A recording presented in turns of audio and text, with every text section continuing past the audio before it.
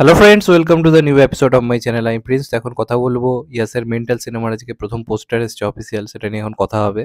তো দেখো, আমার অনেস্টলি যেমন লেগেছে সত্যি কথা বলবো, মানে ভালো বলবো বলে, মানে ফ্যানরা যাতে সাবস্ক্রাইব করে সেই জন্য ভালো বলবো, সবসময় আমি এরকম মেন্টালিটি নিয়ে চলি না। আমার যেটা যেমন লাগে বলি, যেমন আজকে মেসারকে ফ্যান্সদের কাছে খিস্তি খাচ্ছি।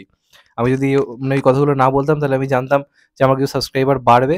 আমি যদি উল্টোটা বলতাম তাহলে আমি এটুকু জানতাম যে আমার কিছু সাবস্ক্রাইবার বাড়বে আর আমার চ্যানেলের রিচও খানিকটা বাড়বে। আমি সেগুলো জানি, সবই আমার জানা আছে। ইউটিউবের কি অ্যালগরিদম কীভাবে কী করতে আমার সবই জানা।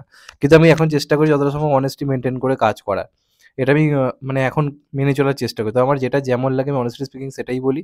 তাতে কে খিস্তি দিল, কে কী করলো, আমার কিছু করার নেই। তো দেখো, ইয়াসের মানে একটা নির্দিষ্ট লোকজন রয়েছে যারা ইয়াসের নাম শুনেই খিল্লি করে। শুরুতেই বলে দেয়, ইয়াস মানে কিছু খারাপ, ইয়াস মানে কিছু খারাপ। কিন্তু আমি কিন্তু এটা করি না। এরিয়া টুকে অনেকেই খারাপ বলেছে, কিন্তু আমি কিন্তু আমার ইয়াসের অভিনয় ভালো লেগেছে, আমি বলছি ইয়াস ভালো অভিনয় করেছে।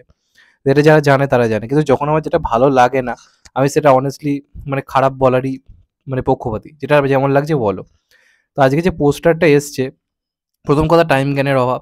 11টার সময় টাইম দিয়েছিল, 11টা থেকে বসে আছি। অনেক কাজ টাজ থাকে, এটা ওটা থাকে। এটা কাজ বলে অন্য কোনো কাজ নেই, এমনটা কিন্তু নয়। তো যে কারণে একটা টাইম দেওয়া ছিল 11টা, সেই অনুযায়ী আমি আমার অন্যান্য কাজগুলোকে সরিয়ে দিয়ে ওটা অপেক্ষার মধ্যে ছিলাম। কিন্তু এতটাই প্রফেশনালিজমের অভাব, প্রথমেই হচ্ছে 45 মিনিট লেট।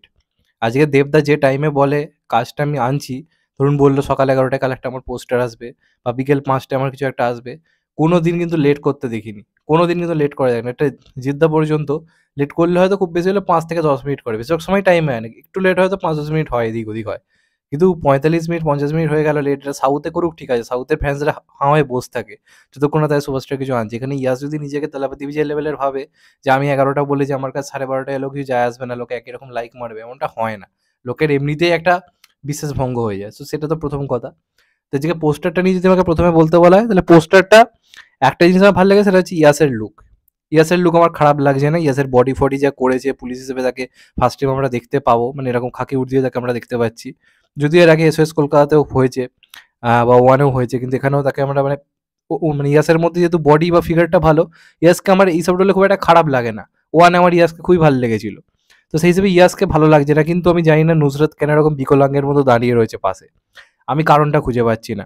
মানে এই পোস্টারটা দেখে মানে নতুনত্ব কোনো কিছুই চোখে পড়ছে না। মানে একটা পাবলিক যে হলে যাবে, কেন যাবে? এটার কোনো মানে লজিক নেই। এটার কোনো লজিকই নেই। এবার ট্রেলার টিজার এলে বলা যাবে এখন থেকে সিনেমা খারাপ হবে, এটা আমি বলতে চাই না। তবে পোস্টারটার মধ্যে আমি কোনো ইউনিক পাইনি। এখন আজকালকার জেনারেশনকে উদ্বুদ্ধ, তুমি যখন কমার্শিয়াল কাজ করছো, তুমি চারপাশে কমার্শিয়াল সিনেমাগুলো দেখছো কোন লেভেলের হয়েছে। একটা লিওর পোস্টার বা একটা সালারের পোস্টার বা হিন্দিতে একটা জওয়ানের পোস্টার কোন লেভেলের হচ্ছে, আর এখানে আমি কি লেভেলের পোস্টার এনেছি, তো বোঝাই যাচ্ছে পিক্সার্টে একটা এডিট করা পোস্টার। এটা গেল প্রথম দিক। আর সেকেন্ড হচ্ছে এই পোস্টারের সঙ্গে অবিকল মিল রয়েছে একটা পোস্টারের। আমি সেটার কথা আসছি, তার আগে তোমরা এই পোস্টারটা ভালো করে একটু দেখো, ঠিক আছে? ভালো করে দেখলে দুজনের দাঁড়ানোটা ভালো করে জাস্ট লক্ষ্য করো। ইয়াসের এক্সপ্রেশনটা তোমরা জাস্ট একটু ভালো করে জাস্ট লক্ষ্য করো। ইয়াসের এক্সপ্রেশন আর নুসরাতের এক্সপ্রেশনটা লক্ষ্য করো। আর কোথায় নুসরাত দাঁড়িয়ে রয়েছে, কোথায় ইয়াস কিভাবে দাঁড়িয়ে রয়েছে, লক্ষ্য করলে, এটা ভালো করে লক্ষ্য করলে এটা মাথায় রাখো। এবার তোমাদেরকে আমি আরেকটি জিনিস দেখাচ্ছি। মানে পোস্টারটা পুরো সেম টু সেম, পুরো সেম টু সেম। এবার তোমরা জাস্ট এই পোস্টারটা দেখো, জাস্ট এই পোস্টারটা তোমরা দেখো একতা টাইগারের। কোনো অমিল খুঁজতে পারছো? নুসরাতের দাঁড়ানোটা লক্ষ্য করো। ঠিক কাঁধের কাছ থেকে মাথাটা ওখানে রেখেই নুসরাত দাঁড়িয়েছিল। আর এখানে ঠিক সাল্লু ভাই একইভাবে এক্সপ্রেশন দিয়ে দাঁড়িয়ে রয়েছে। এই দুজনের এক্সপ্রেশনটা দেখুন। বেসিক্যালি সালমান খানের মুখটা আপনারা দেখুন, এক্সপ্রেশনটা দেখুন, আর নুসরাতের মুখটা আপনারা দেখুন। এবার আমি আপনাদেরকে আরেকবার ওই পোস্টারটা দেখাচ্ছি। দেখুন, দেখুন। তো এইগুলো একটু ইউনিক করা যায় না? ওখানে সালমান খান যেভাবে দাঁড়িয়েছে, আমি এটা অনেকে বলতে পারি যে এটা মিল মানে কি কপি? এটা তো বোঝাই যাচ্ছে যে এই যে ফ্রেমটা নেওয়া হয়েছে সেটা ওখান থেকে ঝাপা। কেন ভাই, কেন? নতুনত্ব একটু কিছু ভাবা যায় না? এটা প্রবলেমটা হচ্ছে, কারণটা কি, চিরটা কাল সাউথের কপি হয়ে গেছে। এখন ইউনিক কিছু করার মতো লোকজন নেই। এর থেকে আমি মনে করি যারা মানে ফ্যানমেড যারা পোস্টার বানায় আমাদের বাংলাতে, অনেক এডিটার রয়েছে আমার চেনা জানা, যারা দেখি বিভিন্ন শর্ট ফিল্মের জন্য ফ্যানমেড পোস্টার বানায় বা দেবদাজিতের সিনেমারও ফ্যানমেড পোস্টার বানায়, তারা এর থেকে অনেক ভালো কাজ করে। বিশ্বাস করুন, একটা পোস্টার আনা হচ্ছে ফার্স্ট ইমপ্রেশন, একটা পোস্টার হচ্ছে ফার্স্ট ইমপ্রেশন। দেখলে তো মানুষের পোস্টার যেটা জিততে এনেছিল সেটা পর্যন্ত লোককে ইমপ্রেস সেইভাবে করতে পারলো না। জিদ্দার মতো একজন সুপারস্টারের সিনেমার পোস্টার লোককে ইমপ্রেস করতে পারছে না। তাও জিদ্দা বলে ওটা প্রচণ্ড পরিমাণে ভাইরাল হয়েছিল, যেহেতু বন্দুকটা নিয়ে জিদ্দা দাঁড়িয়েছিল।